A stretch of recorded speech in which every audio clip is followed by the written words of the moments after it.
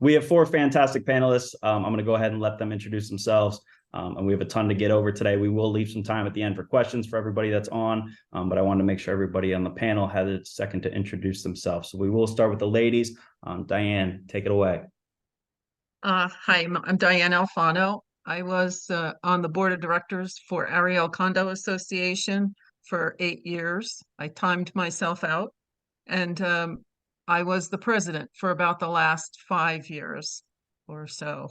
Most of my experience has been in condo associations, but I live up in New Jersey for half the year, and I live in an HOA association there. So I've had a taste of both. Yeah, well, we appreciate you being with us tonight, Diane. Charlyn, go ahead. Thank you. Hi, I am Charlyn Clements with Capstone Association Management. We are a locally owned and operated management company here in Sarasota, and we service Sarasota and Manatee County and just dipped down into Charlotte County. I have been doing association management for about 8 years now. I manage a couple properties, and then I also oversee managers and work with them whenever they have weird things pop up and just help them navigate their day-to-day jobs. Fantastic. Thank you, Charlyn. Tom, the floor is yours. Yeah, I'm Tommy Kochis with Atlas Insurance. I've been with the company for 26 years, working with community associations during that time. And since it's October and it's Halloween, I'm sometimes right now referred to as the Grim Reaper because of insurance. So look forward to talking to y'all. Thanks, Tommy. Scott, last but not least. Thank you. My name is Scott Petersen. I'm a lawyer here in town. I am board certified by the Florida Bar in condominium and plan development law, as well as business litigation. I represent associations, condo associations, cooperative HOAs, and mobile home parks, and help their boards of directors navigate their way through the very confusing statutes. Awesome, Scott. We appreciate it. We're going to go ahead and jump right in. Scott, I'm going to throw this to you first, but we want to make sure everybody knows the back to the basics and kind of the overlooking arch of what we're going over tonight. It's overcoming common misconceptions and in community association operation. So Scott, what distinguishes a condominium from an HOA, from a co-op? Who owns common area, who maintains what, and how are connected townhomes under an HOA regime maintained? So I know that's a lot there, but go ahead and take it. That's a lot. The main distinguishing feature between condominiums and HOAs is condominiums. The unit owner owns the unit, which is usually the like the wall coverings in and the ceilings and the floors up. Everything outside of that is considered common element. When you're in an HOA, you own your lot typically. It's usually a single family home.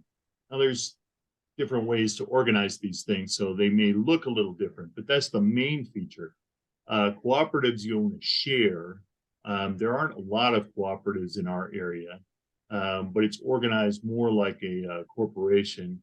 And then what was the other one? Oh, townhomes on an HOA regime maintained. Typically, you'd have to look at your governing documents for that. And in all of these things, the main thing is to look at the individual governing documents for your association to determine what your rights are in the association, because as much as those general definitions apply, things can be very different once you read the individual declarations of your community. Good. Fantastic. Thank you, Scott. A lot to cover there, and more I'm sure we'll dive into later in this hour. The next, I'm going to kick it to Diane first, but Charlyn, I want to make sure you know that I want to have your take on this as well, so that we have kind of the board member as well as the property manager view on these topics here. So for as far as who is responsible for what and under limitations, obviously we've got the board of directors, the officers, the management, and the maintenance personnel. Who is responsible for what? Dan, I'll let you go first. Okay. The board of directors is the manager of the community, and the officers usually make up the board of directors. But they manage the community. They are responsible for the finances. They're responsible for the maintenance of the community, among other things. I mean, it kind of goes on and on, but we had a five-person board, and I think one of the biggest misconceptions is that that I've encountered when you get a new board member, they think that they're just going to hand off anything to the property manager, and that's just not how it works. The board is the primary manager, and they should use the property manager as their reference, as their support, as their go-to person for what do I do with this.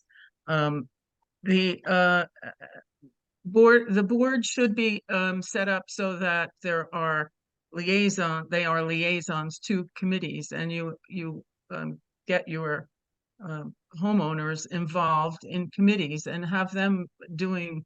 That makes a happy community if people feel like they're getting what they want. So that's a good way to go. Officers are your president, your vice president, the secretary and treasurer. They don't necessarily, well, the president and vice president do need to be board members, but your secretary and treasurer don't necessarily need to be a board member. I don't think. Scott can tell me whether I'm legally Check right your or not. documents. Oh, yes, well, okay, our documents allowed it. So that's another way to involve your community, but often you have to have those 4 positions filled.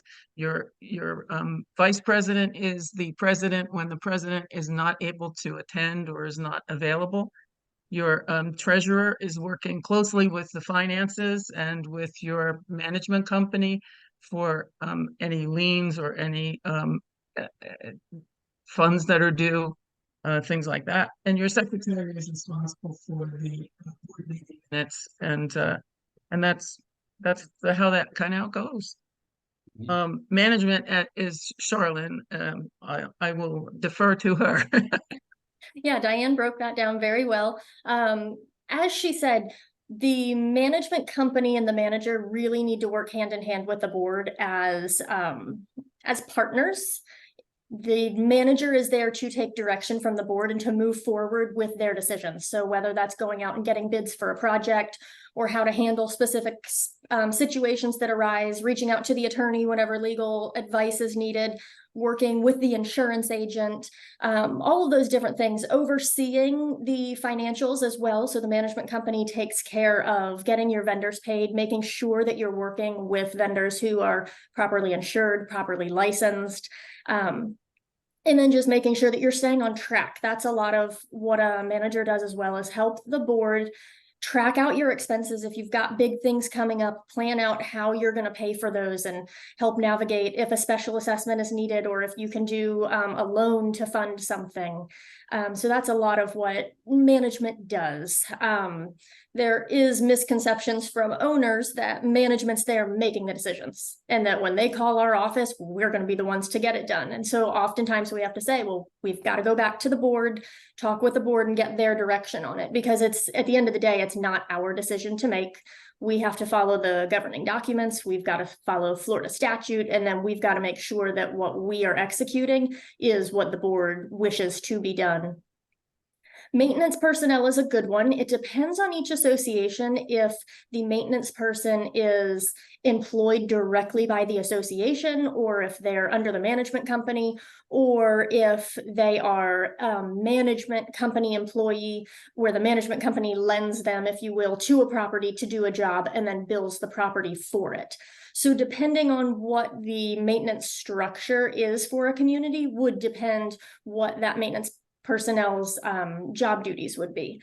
Some communities like their on-site maintenance person to do more concierge level services, which could be moving an owner's car, letting in contractors if they're having work done within their unit.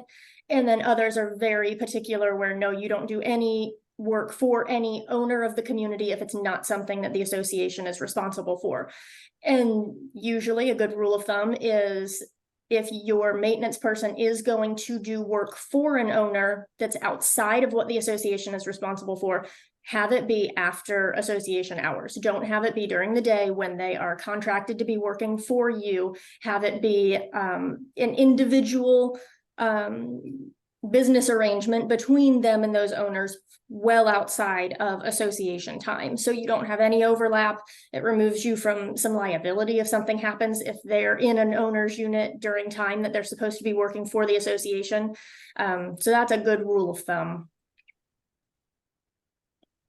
Fantastic. Thank you, Diane and Charlyn. Just as a disclaimer, just so everybody in the webinar today is aware, we are going to leave some time at the end for Q&A. I know Scott Gilbert will be monitoring the chat function. So if you have any questions, whether they're basic, a lot of the stuff we're going over tonight is very basic. We know that, basic has a different language for different people. Some might be new, some might have heard this 20 times by now. But we want to make sure everybody is covering their bases. But if you have anything that's specific to your association, anything that you've dealt with, feel free to throw it in the chat, and we'll make sure we attend to it later in the discussion tonight. Moving right along. So the next subject we want to go over, board and committee meetings. Scott, did you want to go ahead and go over that from a lawyer perspective? Sure, I'll cover the notices and the requirements. And again, I'm going to sound like a broken record, but you do have to check your specific documents. Usually the bylaws talk about notices for meetings, but generally speaking, for board meetings require a 48-hour notice. It has to be posted on the property. If you have e-blast capability, if you have a website, of course you should put it on there, because the more notice you can give owners, the better, because you do want owners to be involved if they can attend, and if they can't, at least they knew there was a meeting, they knew what the board was doing. Committee meetings don't necessarily have to comply. Now, one misconception about condos and HOAs is that they're covered by the Sunshine Law. The Sunshine Law actually applies only to government in Florida. There is an open meeting requirement in Florida, condos and HOAs. What that requires is when the board is meeting, when a quorum of the board is meeting, it has to be at a notice meeting. You can't have board members meeting outside of that discussing association business, because the owners have the right to attend. Those meetings have to be open. Owners have the right to attend. They have to hear what's going on. It's contrary to Florida law for the directors to meet behind closed doors, make all the decisions, and then walk into the board meeting and say, hey, here's what we decided. Those discussions have to take place in front of the owners. Committees are a little different, and it does depend on what your documents say, but generally speaking, if a committee does not have the power to either spend money or make decisions that only the board can make, then the committee is not bound by those same regulations. So they don't have to notice meetings. They don't have to take minutes. They don't have to allow owners to attend. And the reason for that is to allow committees to be a little more flexible. Ideally, the board will have committees with non-director owners on the committee, and perhaps maybe somebody from management. For example, you might have a finance committee, and you might have the treasurer, you might have the manager, and maybe you have one or two homeowners who are on the finance committee. Those folks can meet, they can talk about the budget, they can talk about some of their plans for the future, and then report back at a board meeting so that everybody can hear what the committee came up with. But it's somewhat cumbersome to have committees bound by all those rules of notices and open meetings and that sort of thing, because it doesn't allow them the flexibility that they need to get the job done. I will defer to Diane and Charlyn as far as talking about kind of the practicalities of what happens at board meetings. I think, can I just put in, I think there are a couple, or the one that I know, that exemption to having open board meetings is if it's a legal issue. We did have a lawsuit a few years ago, and that was discussed privately because there were people's reputations involved. So there are certain, very few, but a couple exemptions from that. I think, you know, partly one of the issues that I think we are working on is you may notice in the community by posting it, but a lot of our communities, especially in condo communities, were a lot of snowbirds. So if you can do an email blast or keep it on the community website, it reaches more people, you know, so that because in our community, there's always somebody complaining they didn't know that there was a meeting. So that's one thing. I don't know if the owners can record meetings. I would assume that there would be no way to stop them. So I don't I don't know why you would stop them. Why would they want to listen to it again? I don't know. They're free to. That's a fair point, Diane. It's a fair point.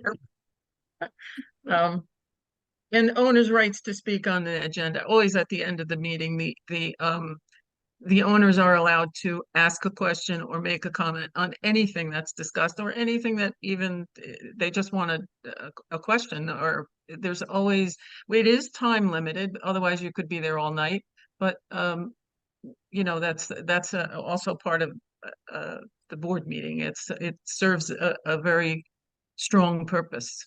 So that's about it. Yep, exactly. I was going to ask Scott, I have heard of a recent change for HOAs for posting notice, where HOAs used to be able to just put out a sign saying board meeting this day, this time. That has changed, and now they have to also post the agenda like condominiums do, correct? That is correct. And that's sort of one of the trends in recent legislation is the regulations of HOAs. Typically in Florida, condominiums are regulated much more strictly than the HOAs. There's many more constrictions on what you can do in a condo than an HOA. That distinction is becoming a little less every year, it seems, because it seems like the legislature is transferring a lot of those condominium requirements over to HOAs. Awesome. The other piece that Diane had touched on was board meetings that owners can be excluded from. One of those also is talking about personnel. So if you've got employees of the association and you need to discuss their benefits, their pay, the job that they're doing, that is one. A common misconception is that management companies fall into that criteria, and we do not, because we are a privately contracted party. We are not an employee. So if you're looking at new management, it needs to also be less than a quorum of the board going out to have those meetings. And then when you get to the final point where the board does need to come together, to make that a posted notice. That's a good point. And let me touch on the attorney-client meetings, the attorney meetings of the board. Those are closed to owners, and they still have to be noticed. But what you do when you put the notice out is you say this meeting is closed to owners because of discussions with counsel. The reason why it's closed to owners is because what we're discussing is either pending or possible litigation. And so the discussions between the attorney and the board are covered by the attorney-client privilege. If we allowed owners to attend, that would break the privilege because the attorney does represent the board. So it's not, it's not for the board to keep secrets from owners. You're not supposed to discuss, a wide range of matters. It has to be concerned just with that potential litigation case. So owners get very concerned when there are closed meetings sometimes, but there's nothing nefarious to it. It's really required by the statute to keep those meetings private. Awesome. Thank you, three. So I do want to skip down a few points. Tommy, I know we will, nobody wants to talk about insurance. As an insurance agent myself, we want to talk about insurance, Tommy. Yeah, exactly right. Exactly right. So we could go a million ways with this. As an agent myself, we know how this can go. So I'll kind of just let you take the floor. But a couple things we did want to go over. Obviously, just the difference in what a condo versus an HOA is, and obviously insuring. Obviously, townhomes are a hot topic right now because a lot of them are governed by 720. Even though obviously once it comes claim time, it becomes a difficulty with obviously shared walls and roofs. So I'll give you the floor, but obviously the basics as far as insurance and what does most associations have to carry. Yeah, good. Thanks for having me, and I'm glad this is on a webinar, because if it's in person, they throw stuff at, Mike, so these webinars are good. Yeah, so some misconceptions that come right out of the gate with insurance is people think they live in a community and they think, okay, they automatically think they know what they are responsible to insure. The first place we always go is the bylaws. The bylaws will define who you are and what you are. If there's the word condominium in that bylaws stating that the association is defined as a condominium, they're going to follow 718 regarding insurance. 718 is crystal clear on who insures what and whose responsibility it is. One of the biggest misconceptions with condos that I run into and insurance is residents and unit owners often get confused between maintenance, repair, and replacement of items and insurance. Windows is a perfect example. The statute says that the association is responsible to insure the windows because it's not in what we call that dirty dozen of lists of items that are excluded. But owners in most documents say that it's a unit owner's responsibility to insure, repair, and replace. So there's a real confusion when it comes to between maintenance, repair, and replacement and what insurance covers. Fortunately, the state, I think, has done a really good job of defining who's responsible for what in a condo association. So very seldom do we run into an issue when there's a claim in a condo association. The issues we run into at claim time usually do occur in the townhomes and the HOAs that have documents that mirror a condo or try to mirror a condo. Because it doesn't say condo in the bylaws, we then have to go to their documents to define what is insured. And in some of these associations, the documents haven't been updated or they don't mirror the statute. So we now have to interpret who's responsible for what. And sometimes there's some items like HVAC that would be the condo and under the condo statute, but it's not in the documents for the association. So you run into claim times. I always tell associations when I'm dealing with these type of associations, the HOAs or the townhomes, we take a look at the documents and we try to persuade them to make sure that their legal counsel reviews these and the insurance company reviews them prior to binding to understand what they have as far as that goes. So I think that's a big thing moving forward. And many insurance companies, and many times I see the insurance companies sometimes don't even know what they have, where they'll have an HOA that they think is a condo because that's what they just assumed. It all goes back to the bylaws. The definition is in the bylaws of what they're defined as. And that's the first step. The second step is if it is an HOA and it's not a condo, the word condo is not in the bylaws, we then have to have the documents and understand whose responsibility is to insure what items and for what perils. So I think that's a lot of the issues out there. And then you run into these townhomes that put the unit owner's responsibility on all the unit owners, and you have six townhomes with a shared roof, and they're all responsible to insure their own roofs. So when the roof blows off, who's paying for what with 6 different carriers? It gets confusing. So we usually try to persuade associations like that to look towards reviewing their documents so that in the event of a claim, the building is made whole. So I think, is that where you were going with that one? Yeah, no, absolutely. Yeah. Absolutely. Yeah. There are definitely, obviously, when insurance, premiums are raising the way that they are, everybody's going to have questions. And there are a ton of misconceptions as far as bylaws and who's insuring what, for sure. I do see we have a few questions in the chat. We will get to those, but we want to make sure we get through the agenda first, and then we will circle back to that Q&A. Tommy, anything else to add? Yeah, I always tell the good thing for condo boards is, the statute is really clear on insuring responsibilities, how you have to buy insurance, how you have to get appraisals. You can only buy a deductible in the norm. It's very hard for condo boards to mess up the insurance process. And as agents, it's difficult for us to mess it up.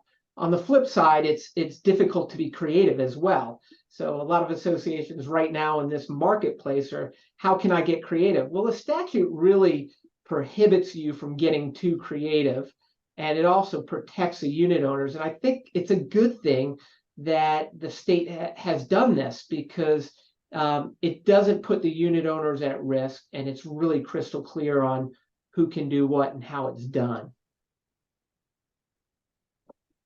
Absolutely. Absolutely. Anybody else? The other three have anything to add? I ran across a very interesting community not too long ago that is a townhome. It is an HOA. The association is responsible for the repair and maintenance of the exterior of the building units, of the roofs, things like that. But if a hurricane comes through, or there's an act of God, or these different things, then it's hands off and it becomes the unit owner's responsibility and not the association's. I've not seen that for a townhome before. That's a very interesting way of having that written up. Yeah, Go that's ahead. usually the reverse of what we see, but I have seen it out there as well. And every year we try to persuade the association to address this issue, because in the event they do have a claim or a loss, it's going to be real interesting to see how that's handled. You know, you got 6 units in a building, and the building has the roof is gone, and you have 6 different individual unit owners, carriers, trying to figure out what portion of the roof they're going to pay and what portion of this they're going to pay. And then you find out 2 of the units don't even have coverage.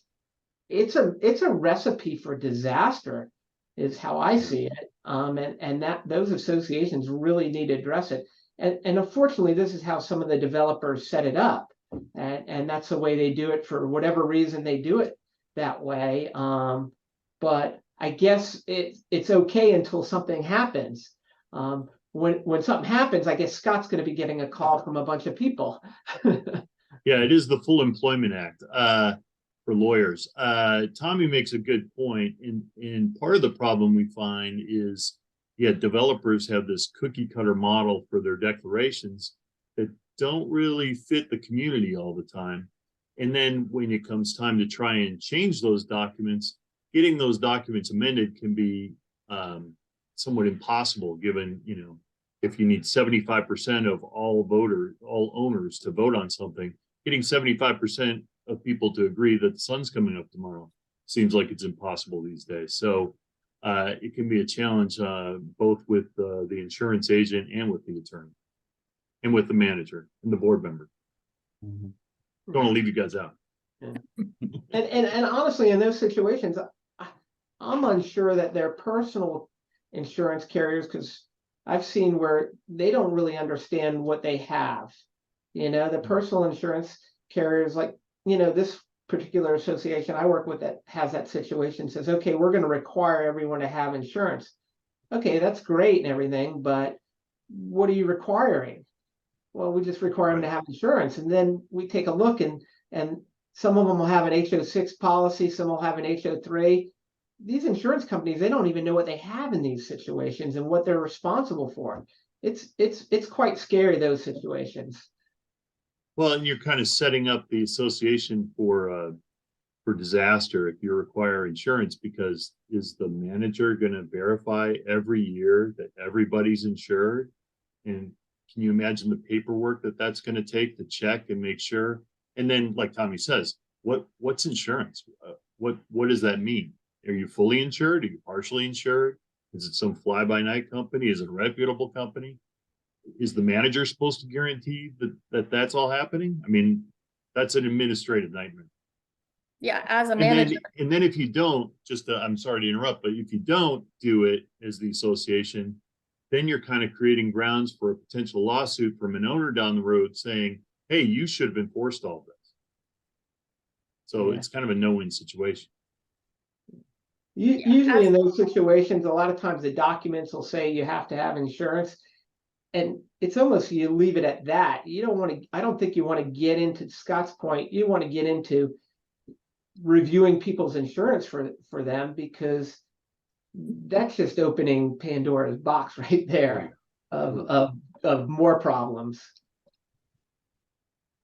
Tommy, can you just explain the difference between an HO3 and an HO6 just for the attendees? Yeah, so the HO3 is a homeowner's policy. So if you owned a freestanding home where you're covering the exterior of the building and the interior and your contents and your liability, you would purchase an HO3 policy. An HO6 policy is a policy for condo unit owners. And that's what it's actually called, HO6 condo unit owners policy. So it covers building elements that a condo unit would be responsible for. Awesome. Thank you. We will take a little bit of a break from insurance. I imagine we'll have some questions at the end because it is a hot topic, obviously, but we'll take a little break. So we got association records, what records must be maintained, obviously owner access to records. Scott, I'm going to let you take that to start. And then obviously Diane and Charlyn, please chime in as you will. Sure. Access to official records is how do I put this delicately? So if you have somebody in your community who wants to cause you problems, this is the section that they're going to pay attention to, because they're going to hold your feet to the fire by saying you haven't properly maintained the records, you didn't provide them on a timely basis, that sort of thing. The HOA or the condo is obligated to maintain official records. There's a laundry list of things that have to be in those records. There's some things that you always have to have. For example, the copy of the governing documents, the plat, all that stuff. You have to maintain that forever. Most documents have to be maintained for at least 7 years. Some documents like election related documents and ballots are only you only need to maintain for 1 year. In the age of the well, let's put it this way. In the olden days where we didn't have PDFs, like I'm talking 4 or 5 years ago, when somebody wanted to inspect the official records, you could throw them in a room with a bunch of bankers' boxes full of stuff and leave them there forever, and they could dig through and find whatever they wanted, and they could make copies. Now, associations more and more are having their official records maintained digitally. So it's not quite as easy to figure out how do we have an owner inspect the official records if everything's on a PDF? Do they come down and sit at our computer? I have found it easiest just to find out what the owner is looking for and provide those records rather than mess around with them coming in to inspect. But you do, as an association, upon a written demand, you have to provide access to the records within 10 days. Otherwise, you may suffer statutory fines of up to $50 a day for a maximum of $500, and you have to pay their attorney's fees. One thing I recommend to associations when they're facing records inspections, before they're facing records inspections, have some rules. How often can owners inspect the records? Every month. How long can those inspections be? Where do the inspections take place? All those, who pays for what? If you're going to sit there for 8 hours, are you going to pay our manager to sit there and hold your hand while you look through the records? All those things you should consider with your attorney. Pass some rules and regulations ahead of time, because when you do get that owner who wants to cause you problems, it's going to be much easier to control if you have those rules in place. Charlyn, from a management perspective, do you have anything to add there? No, that covered it pretty well. Sometimes you'll have an owner who will do a records request and they will not tell you what they want. They will not tell you what their issue is. They're just looking. And sometimes those are the owners who are the squeaky wheel in the community. They butt heads often with others, and they're just looking for something that they can use to point at the board and at the management company and go, oh, I got you here. They might not even know what it is. They're just going in looking for anything that they can. So you get those people too. There's always one, right? There's always one in every community, at least. I think you're almost better leaving them in the boxes and just giving them the boxes and a room and let them go to it, rather than worry about getting into computers. And somebody would have to download all that stuff or copy it to computers, and that would cost you, So that's what we did. The one time that we had that lawsuit, the person who was suing us was an attorney who was also a homeowner. We just gave him the boxes and put him in a closet and shut the door or in a room and just And then said, locked go it. to it, have fun. It's the easiest way to do it. There you go. I did a Yeah. records request personally this week because I needed something from my association that I knew didn't exist because the manager who was the manager at the time had already told me in writing he didn't do what I was looking for. But still, I had to do the records request to follow the legal flow to go down and meet with the management company for them to say, yeah, we don't have it. And me to say, okay, thank you. You used your powers for evil. Did. We're very disappointed. Not surprised, not. disappointed. Gotta do what you gotta do sometimes. For sure, for sure. So moving right along. So our last real bullet point, again, I'm going to defer to Scott. Obviously, a lot of this misconceptions, we want to make sure we have our legal counsel touch on. Tommy, feel free to chime in. I know, we can get you in there as well. But as far as restrictions on unit, lot use and alteration, just those last 3 points there, Scott, go ahead. Sure. Well, in a condominium,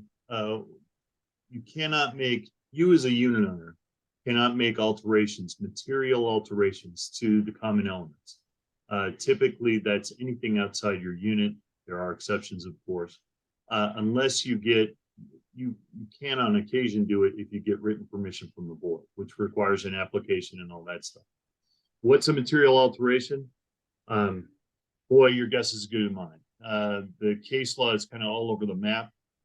There are some kind of definitions out there that say a change in form, color, substance. So paint color is a material alteration. The change in materials can be a material alteration. If you're changing from concrete to pavers, that's a material alteration. If you're changing the landscaping, pull out trees, that sort of thing, that can be a material alteration. There are cases, though, that are kind of all over the map about what is and what isn't a material alteration. So before you, as the association, go ahead in a condo, go ahead and approve an owner doing something to the common elements, you really need to sit with your attorney. The board sometimes, depends on what your documents say, sometimes the board has the power to make material alterations without a vote. Typically, though, material alterations require a vote of approval from the owners.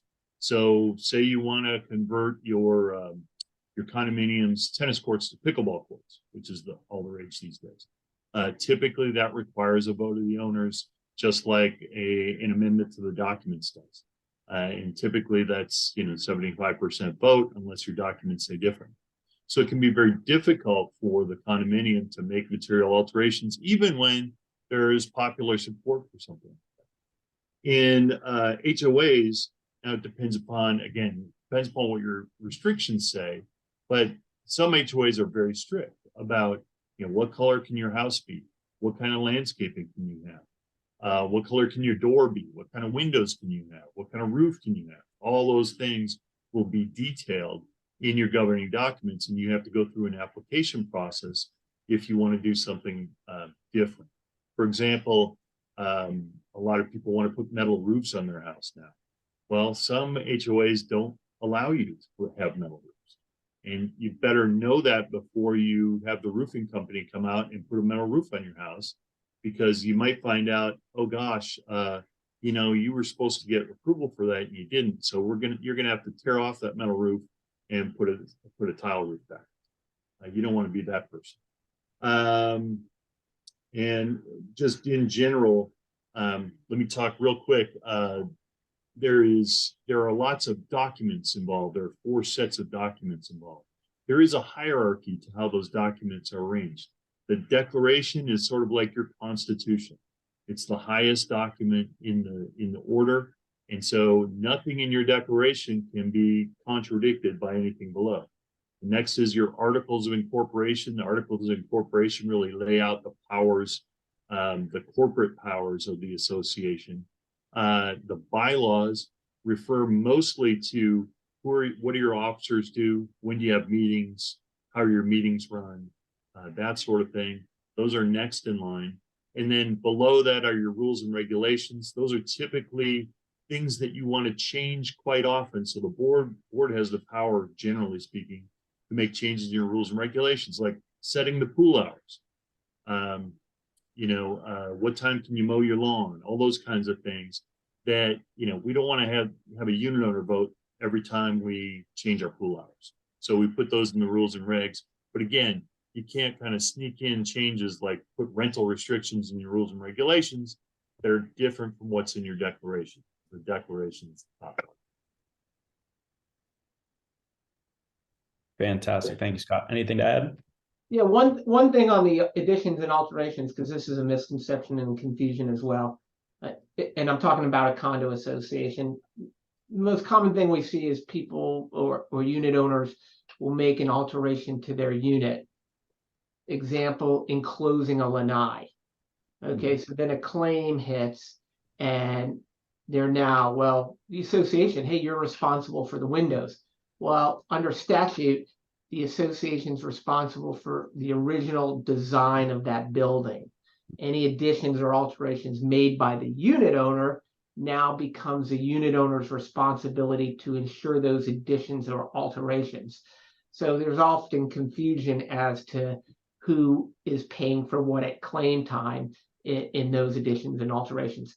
And I tell unit owners that would go under your unit owner's policy, those additions and alterations, and just make sure you have enough in coverage to cover those items. Absolutely. Absolutely. Fantastic. So I want to give a few moments. Is there anybody on the panel? I know we've gone over a ton today. A lot of it is back to the basics, as is the theme of tonight.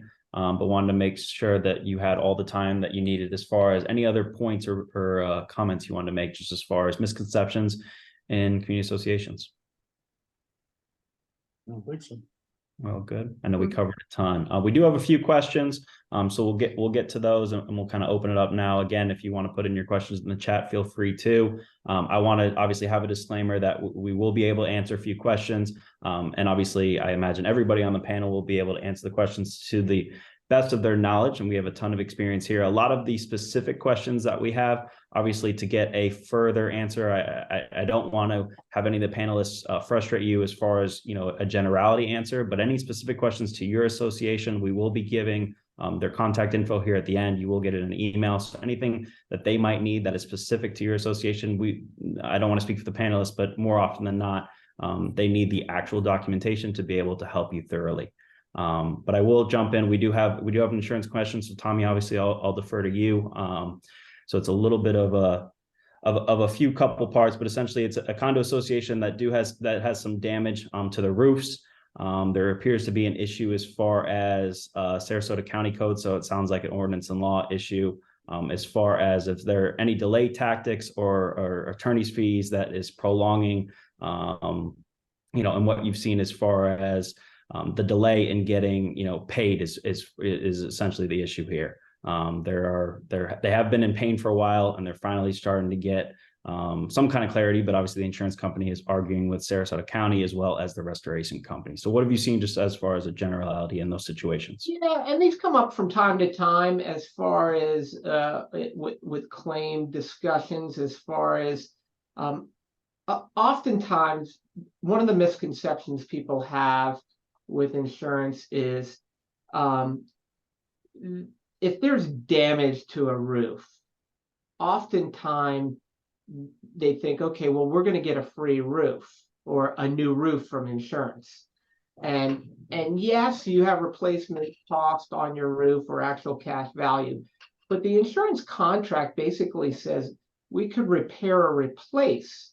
Just because you have damage to your roof doesn't automatically mean you're going to have replacement of that roof. If that roof can be repaired, the insurance company's obligation is to repair it to like, kind, and quality before the time of loss. So what we see going on quite often right now, and especially after Ian, a lot of the disputes are happening where the insurance company may say, hey, this roof can be repaired. It doesn't need to be replaced. And if they can show that it can be repaired and the government allows them to be repaired, then that's the obligation of the insurance company. what sometimes happens is the roof can no longer be replaced because it's damaged over a certain thing and it's under the new code. A misconception about ordinance of law is if you purchase that coverage, people think automatically they're going to get that coverage. If you read the form of the ordinance of law, the ordinance of law coverage has to be triggered by the government saying that you cannot replace or put on that type of system, and that is what triggers the coverage. Purchasing the coverage does not trigger the coverage. It's the government or a municipality saying you have to bring it to code. I can't comment on their specific issue, but there's probably something in there where the insurance company may be disputing repair replacement, or the county is saying it's damaged over a certain period and you can't do it a certain way. Unfortunately, we are running into these situations, and sometimes Scott has to get involved in them, or the adjusters have to work it out. And typically what will happen is everyone will bring experts in, and sooner or later they'll figure this thing out. A few follow-up questions, Tommy, just as far as the time limit for the insurance company to pay on a claim. So I assume, and obviously we don't know 100%, but I assume there was a claim that was recognized. The insurance company they haven't denied the claim, but what is, once they accept it, what is the time limit? So the statute really says that they have to accept the claim. There was nothing in there as far as payment of the claim, as far as requirements, and Scott may know more about this, but my understanding is the insurance companies have a certain period of time to accept or deny the claim. Once it's accepted or denied, then there's really no time frame on when they must disperse money. But there is a time frame on the acceptance of the claim, and I think this year they're trying to come out after Ian, because there's a lot of feedback from Ian on this as far as delay in payments, and it's due to everyone involved in the process that they're trying to figure out, maybe in future legislation, how to solve that. But post Ian, it was you have a certain period of time to accept or deny the claim, and the insurance companies typically met that threshold. Is that what your understanding is, Scott? Yeah, I'd agree with that, Tommy. And I think what I've been seeing is, I believe it's 90 days in most cases is the time limit, but to accept or deny the claim. But after that, the actual payment is taking a long time. But you're right, that involves a lot of different factors. And what I've been seeing a lot of is the particular restoration company that was hired has either done something that and they're usually approved ahead of time by the insurance company, but there is some dispute between the restoration company and the insurance company as to the extent of the work, what was actually done, how much you'll be reimbursed for. And those conversations seem to take a very, very long time to resolve. And as a result, the restoration company typically will lien because they want to get paid. And the association is saying, but we're covered by insurance. Why isn't my insurance paying? So it is unfortunate that associations are getting caught between a rock and a hard place right now. But Ian threw a monkey wrench into a lot of things. Absolutely. We have a few other questions, but just to follow up to all of that, what is the criteria used to repair or replace, for example, a roof? What would be the criteria? Yeah. Well, and this is, I guess, an open question too, where there's a lot of disagreement over this from what expert you talk to. I'm no roofing expert and I'm no construction expert.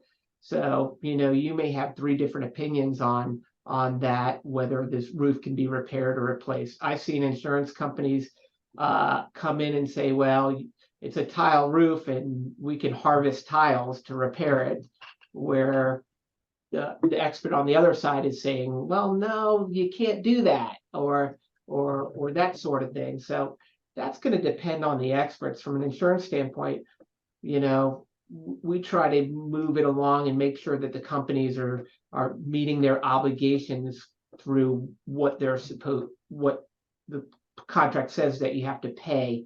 But the unfortunate part is the construction end of it. You know, I can't comment on that because it's all over the place. Of course. You know. Course. Yeah, great question to deliver. Sorry about that, Tommy. Yeah, no worries.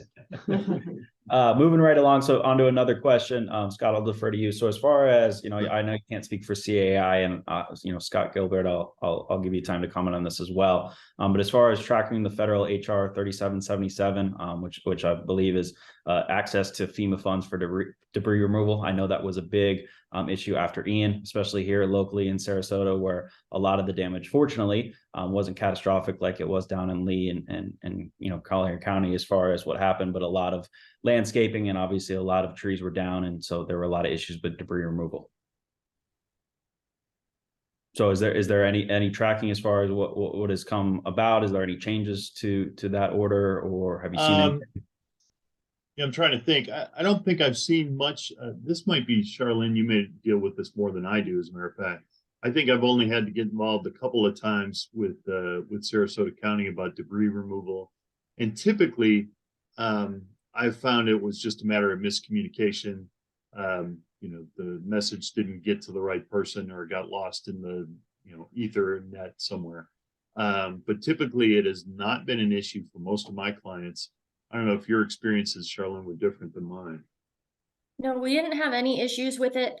Some of the communities that are gated, they had to get their debris outside of the gates and then it was picked up. But some of the bigger communities, like master associations with sub-associations, then they went inside and collected from there. There were some associations that went ahead and just paid for it because they didn't want to wait for Sarasota County, but we didn't run into any issues. Two things I want to mention. It was a program we did with Ed McCrane earlier in the year, and this was a topic because FEMA was sort of the not the direct topic of the day, but it was certainly referenced a few times. And with debris, so two things I do recall from that is if you put your debris out on the corner of your yard or whatnot, and there's like an overhanging tree or branch that the truck itself cannot fully grasp that debris around, they will just skip right by you. Also, if it's like a couple weeks, they haven't gotten there, and you're doing yard work after the storm's come and gone, and you're thinking, what the hell, I'll just pile more of my stuff on this already established. They will detect that it is new debris. It's not in reference to the hurricane. And again, they will drive right by you. So those are two items that I do recall from Ed from a program we did earlier this year. Makes sense. I know we touched on this a few times with a question here. Why would a community have single homes and label them as condos? I believe a lot of that might be townhomes, but I have actually seen personally, there has, you know, one association that I've run by that is single family homes. Why would they do that? Yeah. Why would they do that? Go ahead. Go ahead, Tom. Yeah, well, I know from an insurance standpoint, I have some clients that are that way. The interesting part about that is the statute does say if they're freestanding villas, that they could actually put the insuring responsibility on those units. That's one thing in the statute where, you know, because I always hear, I go to a meeting every day right now, and the associations, they all want to self-insure. Hey, we're going to self-insure. I go, well, you really can't do that. It doesn't allow you to self-insure. Unfortunately, the statute also has a word self-insure, but it says you can join a self-insurance fund. So folks think, hey, I can self-insure. Well, read the whole word, read the whole statute. But there is a place in the statute that says associations that have freestanding buildings where there's only one unit in the building could actually vote to have the unit owners cover the buildings. And we have seen that happen because they want to put that on the unit owners. Now, one thing I've seen, and I don't know if you've run into this, Tommy, where I've had communities ask me, they were set up with villas and they were set up as a condo. They wanted to convert to an HOA because the insurance would be so much cheaper. Now, I haven't done that work yet, but I did talk to a board about that. And I said, that's tremendously difficult to accomplish. I don't know if you've ever run into that. No, and and you're on the legal side. My understanding that they would have to basically disband the corporation and start a new corporation. So I haven't seen that. But I have seen associations that have taken advantage of the freestanding buildings where they go to have the unit owners insure it. My hesitancy with that is in a condo association, a misconception is people think they own their building. Right. It's not. It's the association that owns the building. The insurable interest is the association. So when the association says, "Hey, we're going to let the unit owner insure their building," that's pretty dangerous because at the end of the day, it's the association's property. So they're allowing these unit owners to buy the insurance and who knows what they're buying again, back to our other conversation. Right. And if a claim happens and they don't have enough insurance, well, it may be an assessment for everyone in that association because the insurable entity is the association. Exactly. So it's pretty scary from that aspect too. But the statute allows that for freestanding buildings. Absolutely. Well, I know we have only a few minutes left. Doesn't seem like we have any other questions. I do want to thank all attendees for attending tonight. Obviously, I want to thank the four of you as well. Obviously, a ton of experience, ton of knowledge here locally. We really appreciate, your obviously your time is valuable, and we appreciate you donating to us tonight. If there aren't any other questions, we'll go ahead and wrap up. I think we will be all set. We just got one other question, but I'm not sure if it's a question or a statement. Sorry. I do want to obviously give it till 6:30. If anybody has any other questions, we do have about 20 attendees, but we do have a hard stop at 6:30. And I just want to say thank you on behalf of CAI. We appreciate the time and information from our panelists, as well as our moderator. If you want to hear more from Tommy and Mike, they are actually serving on a panel at the upcoming November chapter breakfast, which is get your questions answered by some of the top minds in the industry within the Sarasota areas. If you want to see Scott Petersen and Charlyn, they usually have booths at our CA Day trade show, which will be next spring. And hopefully Diane will be there for us as an attendee and just to say hi. So again, we appreciate everyone's time. And as Mike said, if there's any last second questions, now would be the time.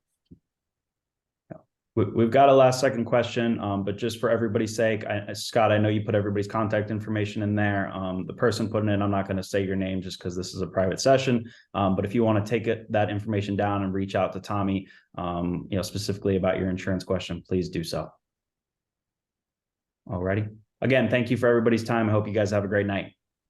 Thank you all. Appreciate it. Thank you. Thank you. Thank you. Thanks, Mike. Thank you.